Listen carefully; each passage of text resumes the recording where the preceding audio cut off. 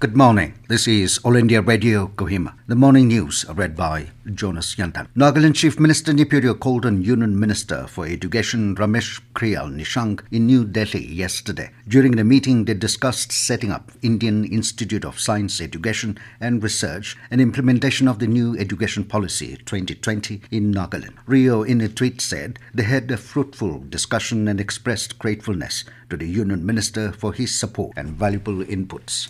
Nagaland Minister for Planning and Coordination, Nipa Grono, has stressed on the need for the Naga people to involve in production of low-volume but high-value crops, including coffee, honey, black pepper and cardamom. He was speaking as the special guest of the valedictory function of a 9-day-long skill development training on cardamom fiber craft at Futsero under Peck District yesterday. The minister was appreciative of North Eastern Development Finance Corporation Limited, NEDFI, and Spices Board for coming forward to help the cardamom farmers. He also requested the Spices Board of India to promote black pepper since varieties of black pepper is grown in the state. Further, the minister urged the farmers not to be disheartened with the prices as market rate will fluctuate. Altogether, 25 women from cardamom growing villages of Peck District attended the training conducted by NEDFI as part of its corporate social responsibility in association with Spices Board of India and Peck Organic Large Cardamom Producer Company Limited and Chagasang Women Welfare Society. Nagaland Chief Secretary has issued Standard Operating Procedure (SOP)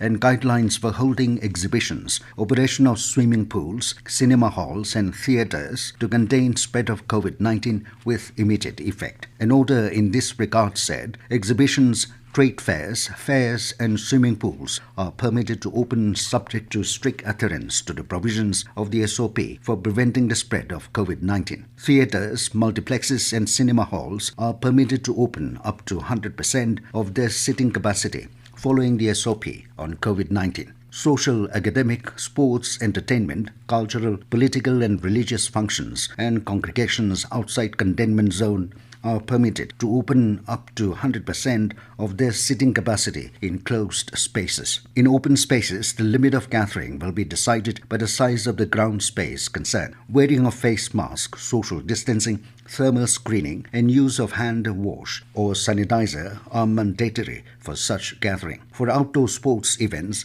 the number of spectators allowed will be up to 100%, subject to strict adherence to COVID protocols. The SOP lays measures to be adopted by venue providers, organizers, service providers, exhibitors, visitors and business delegates. These measures outlines various necessary and precautionary steps aimed at minimizing physical contact and maximizing physical distancing. Persons above 65 years of age, persons with comorbidities, pregnant women and children below 10 years of age are advised to stay at home except for essential and health purposes. The order said any violation of the SOP will attract action as per legal provisions. Prime Minister Narendra Modi outlined his vision for strategic India-US partnership and emphasized the important role of bilateral defense cooperation between both countries. During the meeting with US Secretary of Defense Lloyd James Austin III, who called on the Prime Minister in New Delhi yesterday, Modi